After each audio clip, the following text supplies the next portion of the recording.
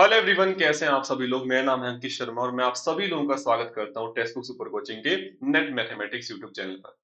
आज हम लोग एक बहुत ही महत्वपूर्ण चीज के बारे में बात करने जा रहे हैं। अगर आप किसी भी एग्जाम को, है ना, दुनिया में आप किसी भी एग्जाम को टारगेट कर रहे हैं तो आपको उस एग्जाम को लेकर कुछ बातें पता होनी चाहिए, जिससे कि आप अपनी जो उस एग्जाम में तैयारी है उसको बेहतर बना सकते हैं। और साथ में जो आपने सोचा है अपने लिए कि आपको इस एग्जाम में क्वालिफाई करना है, आप अपने उस लक्ष्य को प्राप्त करने के और ज्यादा नजदीक पहुंच सकते हैं।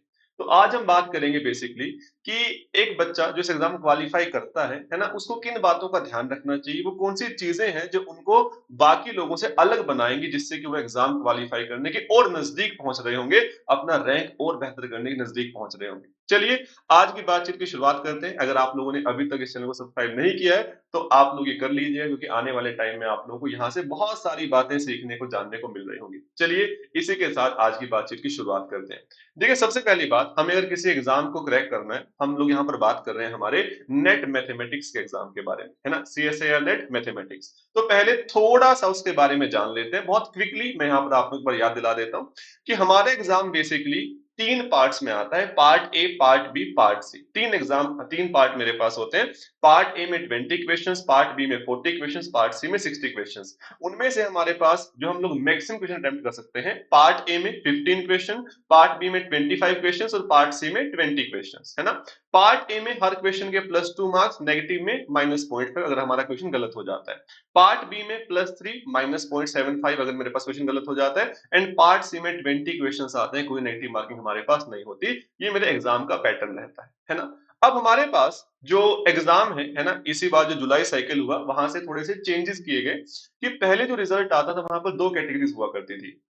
एक कैटेगरी जिसमें कि आप लोगों को बता दिया जाता था कि आपका JRF क्वालिफाई है, और दूसरा कि आपका LS है, यानी आप लेक्चरशिप के लिए क्वालिफाई हो चुके हो। बट अब आपके पास यहाँ पे तीन कैटेगरी आती है, जैसे कि जुलाई के रिजल्ट में भी ये सेम चीज है। पहला, आप JRF के लिए क्वालिफाई कर सकते हो, यानी कि अगर आपको PhD करनी है तो आप फुल्ली फंडेड PhD कर रहे होंगे, विद स्कॉलरशिप, विद फेलोशिप, आप लोगों को वहां पर आपकी PhD करने का मौका मिल रहा होगा। अगर आप कैटेगरी 2 में आते हैं तो आप एलिजिबल हैं आपकी स्टेट में या किसी भी ऐसे एग्जाम में जहां पर आपकी नेट की एलिजिबिलिटी मांगी जा रही है, वहां पर आप एलिजिबल हो जाएंगे लेक्चरशिप के लिए, असिस्टेंट प्रोफेसर बनने के लिए। तीसरा, आप केवल PhD में एडमिशन के लिए एलिजिबल हैं, यानी कि आप कहीं पर फॉर्म फिल कर सकते हैं बट आपको फेलोशिप नहीं मिल रही होगी। बट आप ये बात समझते हैं कि आप लोग अगर तैयारी कर रहे हैं तो आपको JRF को टारगेट करना चाहिए, वही आपको बाकी लोगों से बेहतर दिखाएगा जहां पर ये बात आएगी शॉर्टलिस्ट होने की। तो ये बेसिक हमारे पास हमारे एग्जाम के बारे में जानकारी है। आई होप सभी लोगों को बात नजर आती है। अब हमारे पास इस एग्जाम का जो सिलेबस है उसमें हमारे पास आप देख पाएंगे real analysis, linear algebra, abstract algebra जिसमें group theory, ring theory, field theory, साथ में नंबर थ्योरी हमारे पास टॉपिक आता है। Complex analysis, differential equation, numerical analysis, statistics, mechanics, COV, integral equation. अगर आप लोग ध्यान से देखें तो आपने BSc MSc में जितने मेजर टॉपिक्स पढ़े हैं, मैट्रिक्स स्पेस टोपोलॉजी, ठीक है, मेजर थ्योरी, वो सारे के सारे हमारे पास यहाँ पर आ रहे होते हैं।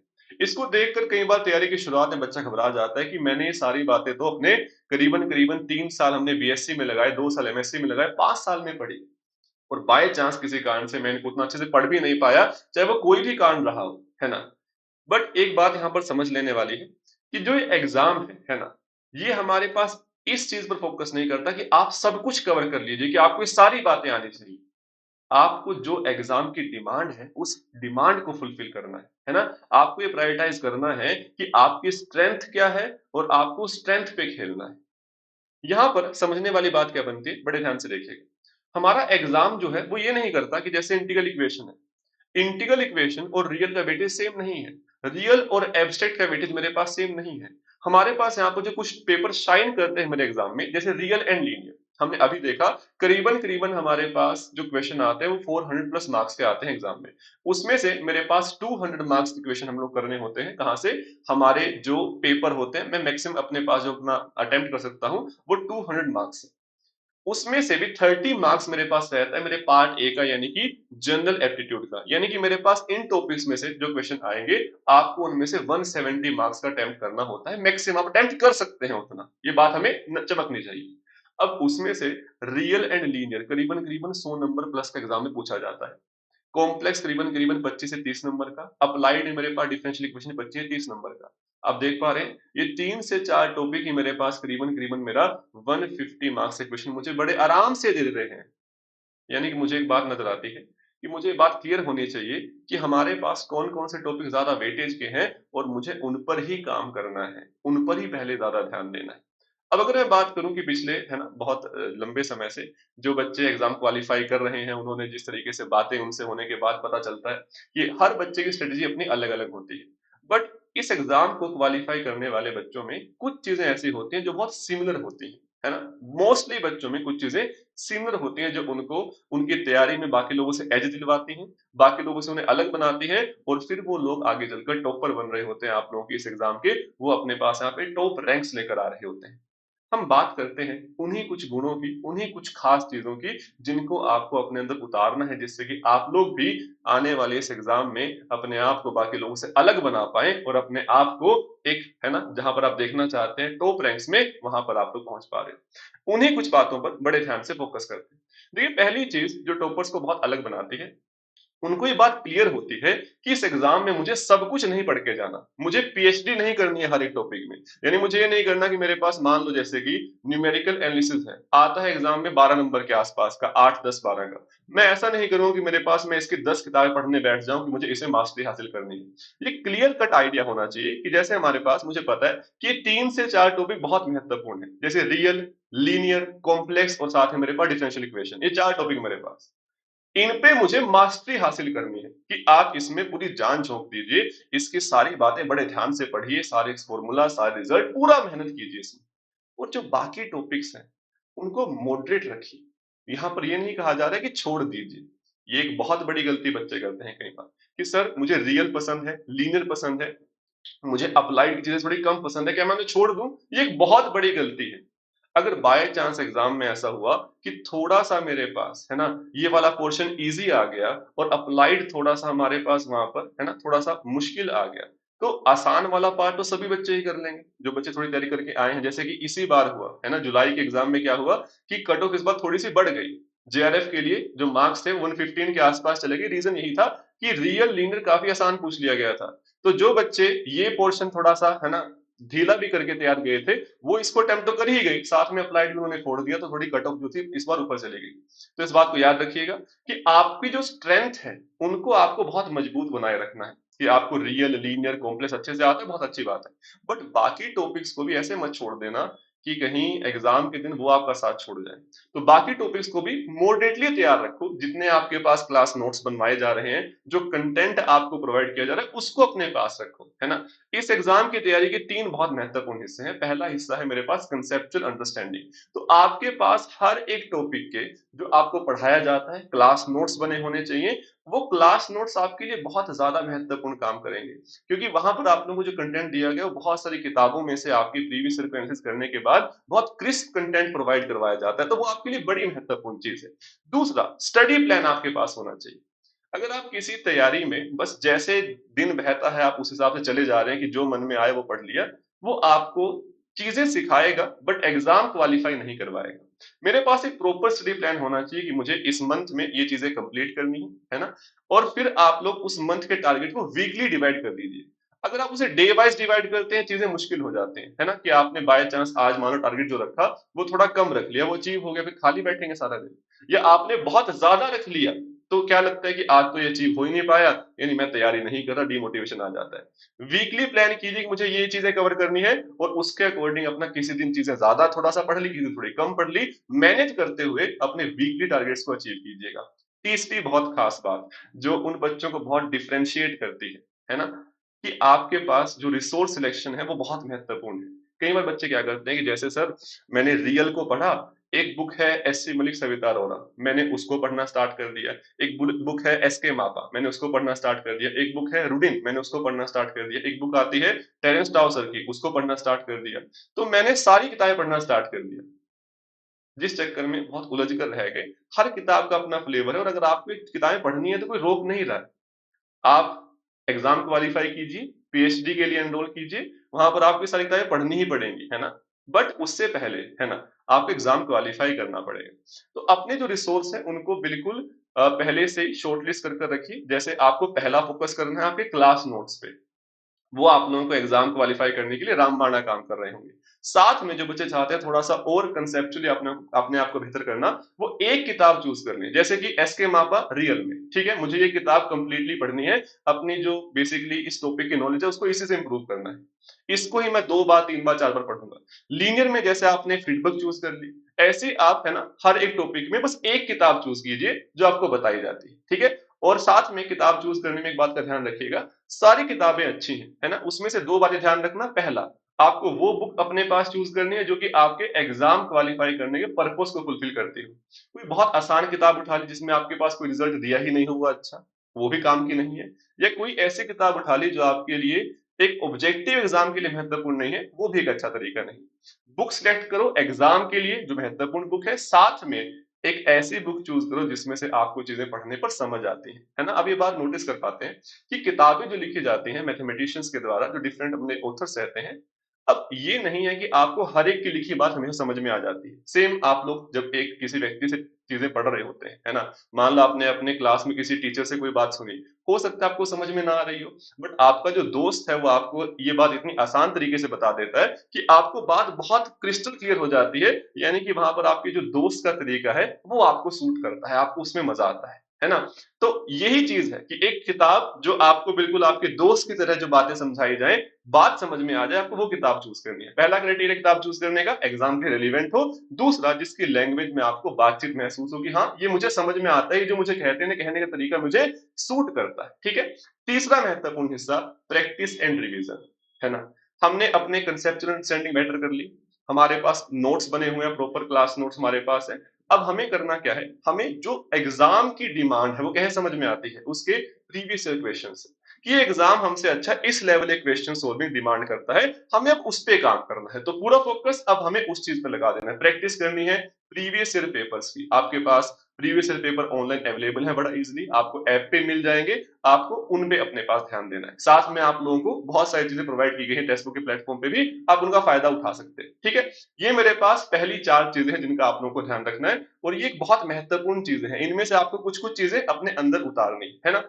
अब कुछ बच्चे कई बार दिक्कत होती है कि सर पढ़ना चाहते हैं बट पढ़ने का मन नहीं होता, है ना, कि सर फोकस नहीं बना पा रहे। आज के टाइम में आप लोग जानते हैं कि इंस्टाग्राम का दौर है, रील्स का दौर है, कि सर यूट्यूब चलाने गए थे 2 मिनट के लिए, वहां पर क्लास देखी, फिर कुछ और देखने लग गए, फोन उठाया लेक्चर देखने के लिए, बट रील से पता नहीं कब 2 घंटे 3 घंटे निकल गए।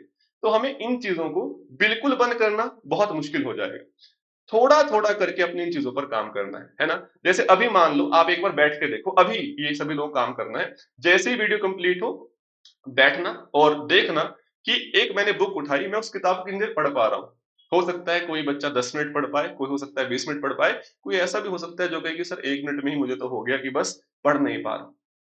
यानी कि हमें ये सीरियस चीज समझ में आती है ना। एग्जाम क्वालिफाई करना मेरे लिए महत्वपूर्ण है। पहला सवाल खुद से पूछना है, क्या मुझे एग्जाम क्वालिफाई करना है। यदि जवाब आता है मन से हाँ, तो तैयारी के लिए आगे बढ़ना है। यदि जवाब आता है कि नहीं मुझे एग्जाम क्वालिफाई ही नहीं करना, तो फिर जो मर्जी करने का मन हो कर सकते हो आप लोग। बट अगर एग्जाम क्वालिफाई करने के लिए जवाब आता है हाँ, कि मुझे पता है मैंने बीएससी की है, एमएससी की है, मैं फ्यूचर में कुछ अच्छा करना चाहता हूँ, मैं चाहता हूँ कि मैं फाइनेंशियली स्टेबल हूँ, मैं चाहता हूँ कि मैं घर वालों के लिए कुछ अपना बेहतर जो कर सकता हूँ मैं वो करूँ, तो मुझे एग्जाम क्वालिफाई करना होगा। उसके बाद मुझे पीएचडी करनी है, मुझे प्रोफेसर बनना है, वो सारे सपने मेरे तभी पूरे हो रहे होंगे। तो मुझे कुछ चीजों पे कंट्रोल करना होगा, धीरे धीरे काम करो। जैसे अपना पढ़ने का टाइम डिवाइड कर दो, है ना। आप जानते हैं बड़ी शानदार टेक्निक है कि 25 मिनट पढ़े 5 मिनट ब्रेक लिया, 25 मिनट पढ़े 5 मिनट ब्रेक लिया। 25 मिनट पढ़ने के बाद 5 मिनट ब्रेक में आप लोग टहल सकते हैं, थोड़ा वॉक कर सकते हैं, थोड़ी एक्सरसाइज कर सकते हैं, जो आपका मन हो। तो इस टेक्निक से अपना जो टाइमिंग है पढ़ने का, उसको आराम आराम से बढ़ाना है। एक दिन में चीजें छोड़ दोगे, 2 दिन 3 दिन 4 दिन के लिए छोड़ पाओगे, बट फिर इतनी तेजी से वापस जाओगे कि हाँ छोड़ो पढ़ाई को, हम तो फोन ही चला लेते हैं। धीरे धीरे काम करना है इन चीजों पर, बट ये मन में क्लियर होना चाहिए कि मुझे काम करना है, ठीक है। इसके साथ साथ है ना, नोट्स हमें बनाते हुए किन बातों का ध्यान रखना है। देखिए पहली बात तो, आप अगर सेल्फ स्टडी कर रहे हैं, है ना, तो सेल्फ स्टडी करते हुए जो बड़ा चैलेंज एक बच्चा फेस करता है कि सर जैसे मैंने एक बुक उठा ली एस के मापा, अब मैं जब नोट्स बनाने के लिए गया, मैंने तो उस किताब में जो बातें लिखी हुई थी उनको अपनी लैंग्वेज में लिखना स्टार्ट किया। जितनी किताब में अपने पास मान लो एक टॉपिक 10 पेज का है, मैंने 40 पेज तो खुद ही लिख दिए। यानी किताब से करीबन करीबन मेरे पास 4 टाइम्स मेरे यहाँ पेजेस बन जा रहे हैं। वो एक अच्छा तरीका नहीं है ना। अगर आप कोई किताब पढ़ रहे हैं तो आपको पहली बार पढ़ते हुए कोई टॉपिक ये समझ में नहीं आता कि क्या इंपॉर्टेंट है और क्या नहीं है, आपको लगता है हर बात महत्वपूर्ण है वहां पर, तो हमें पहले इस चीज से बचना है कि आप अगर कोई किताब पढ़ रहे हैं उसको एक बार पढ़ो, दो बार पढ़ो, तीन बार पढ़ो, उसके बाद उसके नोट्स बनाओ अगर आप सेल्फ स्टडी कर रहे हैं, ताकि आपको क्लियर हो कि अच्छा इस किताब की ये बातें मेरे पास, किताब तो मेरे पास है ही, अगर मैं इस किताब को ही अपनी नोट्स में लिख देता हूं तो फिर उसका क्या फायदा होगा। तो मुझे ध्यान देना है कि मुझे पहले फोकस करना है अपनी उस किताब को समझना है अच्छे से, फिर मैं एक बार दो बार जब पढ़ लूंगा मुझे समझ में आ जाएगा कि इस टॉपिक में से ये कंटेंट ऐसे काम करता है, फिर उसमें से नोट्स बनाने स्टार्ट करने हैं। ठीक है। दूसरा, अगर एक बच्चा किसी प्लेटफॉर्म के साथ जुड़ा हुआ है, हमारे साथ जुड़ा हुआ है, कहीं से भी तैयारी कर रहा है, तो उसको मेन फोकस करना है, आपके कंसेप्चुअल नोट्स होते हैं जो क्लास नोट्स होते हैं। कोई भी टीचर पढ़ाता है वो हमेशा अच्छा पढ़ाता है, वो अपना बेस्ट पढ़ाता है। जब भी क्लास में टीचर आता है वो जितनी बातें आपको बता सकता है, जितना आप लोगों के मन में इच्छा है, जितने आप लोगों के मन में सीखने की इच्छा है, वो उतना ही आप लोगों को अच्छे से पढ़ाने का प्रयास करता है हमेशा, है ना। तो आपका हर एक टीचर अपना 100% देता है, ठीक है, वो कोई भी पढ़ा रहे हो, ठीक है। तो आपको उन पे विश्वास करना है, चाहे आप लोग यहाँ पर जुड़े हो या आप लोग कहीं पर भी जुड़े हो, पूरा विश्वास करना है आप लोगों को। अपने नोट्स बनाने हैं, क्लास नोट्स, उसमें हमेशा आप लोगों को कंटेंट बहुत क्रिस्प मिलेगा, जो डिफरेंट बुक्स है वहां से जो बातें महत्वपूर्ण है आप लोग वहां पर मिलेगी, और अपने उन नोट्स को अपने पास बिल्कुल सहज कर रखना है कि ये तो मेरे पास मेरे एग्जाम में लास्ट तक काम आ रहे होंगे। और एक छोटी सी चीज आप लोगों को ऐड करनी है, जैसे आपका एक टॉपिक कंप्लीट हो गया, तो वहां पे आपको पता है कि अच्छा यहाँ पर हमने 15 सवाल किए, 10 थ्योरम्स की, मान लो फॉर एग्जांपल, तो आपको उस टॉपिक के कंप्लीट होने के बाद एक वहां पे फॉर्मूला शीट बना लेनी है, जिसमें आपको क्या लिखना है कि अच्छा ये महत्वपूर्ण अपने पास यहाँ पे थ्योरम्स थी, ये महत्वपूर्ण मेरे पास मैंने टेक्निक्स यूज की मेरी क्वेश्चन सोल्विंग के लिए। क्वेश्चंस नहीं लिखने हैं, जो टेक्निक आपने यूज की हमारे पास, है ना। कहीं पर बाय चांस आपने कोई रिजल्ट वहां पर यूज किया, कोई ऐसी नई टेक्निक मेरे पास, कोई इनइक्वालिटी आपने यूज की, उन टेक्निक्स को इकट्ठा कर लेना है वहां पे। तो आपके जो नोट्स हैं, क्लास नोट्स हैं, हर एक टॉपिक के बाद आपके पास ये शॉर्ट नोट्स की शीट होनी चाहिए। और टॉपिक कंप्लीट होने के बाद आपको पता है कि हाँ, मेरे पास इस कंप्लीट टॉपिक को मैंने एक बार अपने नोट्स रिवाइज किए, दो बार रिवाइज किए, तीन बार रिवाइज किए। अब आपको पता है कि एक्चुअल में हमारे पास इसमें कौन-कौन से रिजल्ट्स काम के हैं, कौन-कौन सी टेक्निक्स काम की है। तो अब इस कंप्लीट टॉपिक की आपके पास 2 या 3 पेज में एक कंप्लीट शीट होनी चाहिए कि अच्छा ये टेक्निक्स, ये रिजल्ट। इसमें आप ये नहीं लिखोगे डेफिनेशन क्या है ये, सिर्फ क्रिस्प पॉइंट कि अच्छा मेरे पास कई बार ऐसा क्वेश्चन आ जाता है तो सीधा हमारे पास मान लो फाई ऑफ एन निकालने फॉर्मूला क्या होता है, ये फॉर्मूला होता है, याद रहना चाहिए। फाई ऑफ एन मेरे पास क्या क्या रिप्रेजेंट करता है उसका एक बार डायग्राम बना लिया। तो इन चीजों पर काम करना है सभी लोगों को। और एक ऐसी चीज जो कि मैं चाहता हूं कि आप लोग बड़े रिलीजियसली फॉलो करें, मिस्टेक लॉग्स। अधिकतर, है ना, आप लोग नोटिस करेंगे जो बच्चे तैयारी कर रहे हैं एग्जाम की, वो इस चीज को फॉलो नहीं करते हैं। बट जो बच्चे इसको फॉलो करते हैं तो वो एग्जाम में कई ऐसी गलतियां हैं जिन्हें हम लोग कहते हैं सिली मिस्टेक, उनसे बच जाते हैं। देखिए, आपने अपनी क्लास में क्वेश्चन सोल्व किया, क्वेश्चन सोल्व करते आपको नजर आया कि आप कई बार क्वेश्चन को बिना ध्यान से पढ़े हुए अपना सीधा आंसर निकालने के लिए चले जाते हैं, जिस वजह से आपका आंसर गलत हो जाता है कि आप सोल्व ही नहीं कर पाते क्वेश्चन को।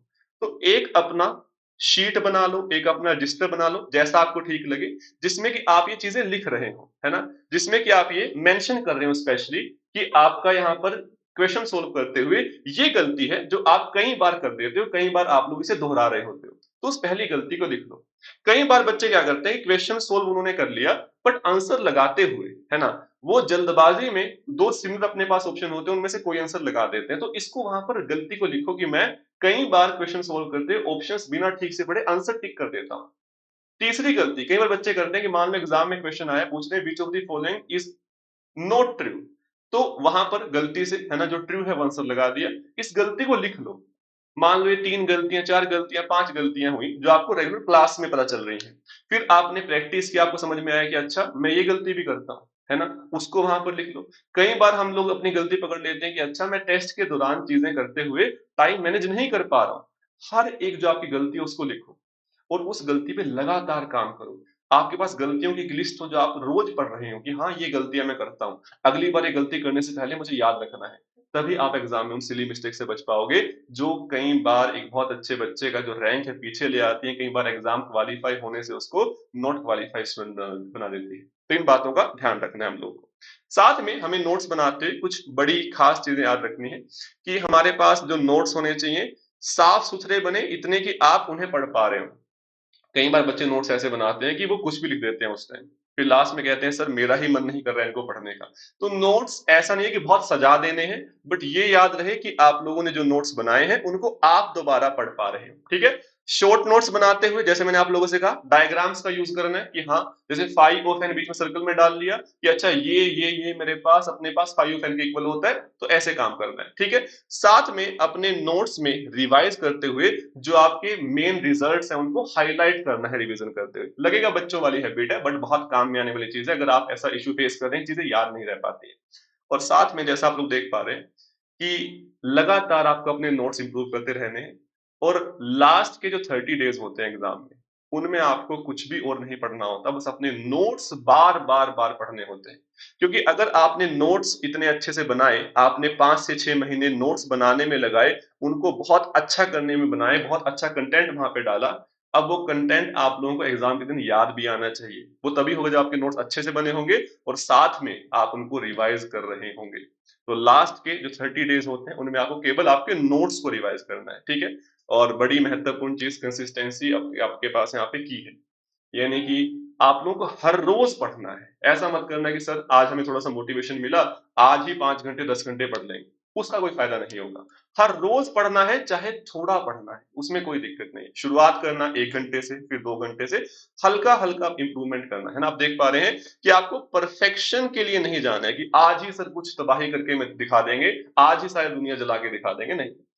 कंटिन्यूअस इंप्रूवमेंट पे ध्यान देना है हम लोगों को, धीरे धीरे हल्के हल्के हम लोगों को आगे बढ़ना। और कुछ बड़ी महत्वपूर्ण बात है ना हमारे पास, पहली चीज, आपके पास एक फोकस स्ट्रेटजी होनी चाहिए, जिसके बारे में हमने आज बात की। इफेक्टिव नोट्स बनाइए और रिवीजन कीजिए, जितना हो सके रिवीजन कीजिए। आप लोगों को एक बात समझ में आनी चाहिए कि अगर आपने जो चीजें पढ़ी, कहीं से आपने कुछ दिन सीखी, आपको कुछ बातें आ गई, अगर आपने उनको रिवाइज नहीं किया, अगर वो समय पर काम नहीं आई, है ना, तो फिर उनका कोई फायदा आप लोगों को नहीं हो रहा होगा, ठीक है। और एक बात समझिएगा, आपने जैसे आज ये वीडियो देखी, मैं समझ पाता हूँ कि इस वीडियो में यहाँ तक बहुत कम बच्चे पहुंचे होंगे। ये बहुत वाजिब सी बात है ना? इसलिए आप लोग जानते हैं कि सब बच्चे टॉपर्स नहीं बन रहे होते हैं, सबका एग्ज़ाम क्वालीफाई नहीं हो रहा होता है। इस कंप्लीट वीडियो में यहाँ तक बहुत कम लोग पहुँचे होंगे। जो लोग यहाँ तक पहुँचे हैं, उनमें से भी बहुत कम ऐसे लोग होंगे जिन्होंने ये बात सुनी, वो उसको अप्लाई कर रहे होंगे। वो आज ही इस चीज़ को अप्लाई करना शुरू करेंगे। ऐसे आप लोगों ने क्या पता कितनी वीडियोज़ पहले देखी हों। बट मैं चाहता हूँ कि आज इस वीडियो को आप लोग देखने के बाद, आपने जो स्ट्रैटेजी बनाई है, जो आपकी कमियाँ हैं, जो आपने इस वीडियो से चीज़ें सीखी हैं, उनको एक-एक करके अप्लाई करना स्टार्ट करें। और आप लोग मुझे कमेंट्स में बताइएगा कि ऐसी कौन-सी चीज़ है जो आपको लगता है कि आज आप करना स्टार्ट कर देंगे, और आप उस वीडियो के नीचे, है ना, इस वीडियो के नीचे कमेंट सेक्शन में डालिएगा, ताकि मैं देख पाऊँ कि अच्छा आज से आप ये इम्प्रूवमेंट करना स्टार्ट करेंगे, और आपको भी याद रहे कि मैंने हाँ, ये चीज़ वहाँ पर लिखी है, तो मुझे आज इस पर काम करना शुरू कर देना है। मुझे उम्मीद है कि आप लोगों के कमेंट्स मुझे देखने को मिल रहे होंगे कि ऐसी क्या चीज़ें हैं जो आप लोगों ने इस वीडियो से आज करना स्टार्ट कर दिया। पता आपको थी, बट आज से आप उसको अपने एक्शन में लेकर आ रहे होंगे, ठीक है? और इसके साथ-साथ मेरी तरफ से कुछ अंतिम बात आपके लिए यही है कि आपका ये जो एग्ज़ाम है ना? इसमें आप लोगों को ये नहीं है कि कोई आपको ये कह देगा कि आज मैथमेटिक्स में आपने ये चीज़ पढ़ ली तो आप बस, है ना, आज में ही महान बन जाएँगे। आपको धीरे-धीरे इम्प्रूवमेंट करनी है, ठीक है? थोड़ी चीज़ों में अपने पास मुश्किलात आएँगी, बट इतना आसान होता फिर सभी कर लेते। हमें अगर बाकियों से अलग बनना है, बाकियों से कुछ बेहतर बनना है, तो हमें अपना समय देना पड़ेगा, हमें काफ़ी यहाँ पे मेहनत लगानी पड़ेगी, ताकि हम जैसा रिज़ल्ट चाहते हैं, हम वैसे रिज़ल्ट के पास पहुँच पा रहे हैं। इसी के साथ मुझे उम्मीद है कि आप लोग इन चीज़ों को बड़े अच्छे से कर रहे होंगे। साथ ही साथ आज इस वीडियो पे कमेंट करके जाना कि आपको कौन-सी ऐसी चीज़ है जो आप आज से ही लागू कर रहे होंगे। हम लोग मिलते रहेंगे हमारे आने वाले सेशंस में। मंडे टू फ्राइडे मैं आप लोगों से मिलता हूँ इसी यूट्यूब चैनल पर 5 पीएम, जिसमें कि हम लोग हमारे सीएसआईआर नेट, गेट, टीएफआर से जुड़ी हुई चीज़ें लगातार कर रहे हैं। तो सभी लोग इस चैनल को सब्सक्राइब कर लीजिए। जाने से पहले इस वीडियो को लाइक करना मत भूलिएगा, और अगर आप तैयारी कर रहे हैं, आपका दोस्त भी तैयारी कर रहा है, तो उसके साथ इस वीडियो को शेयर करना मत भूलिएगा, क्योंकि एग्ज़ाम अगर आपका क्वालीफाई हो तो अच्छा लगता है। आप और आपके दोस्त का साथ में क्वालीफाई हो तो और भी अच्छा लगता है। ठीक है? तो चलिए इसी के साथ मिलते हैं नेक्स्ट वीडियो में, नेक्स्ट सेशन में। बहुत-बहुत धन्यवाद। Thank you so much.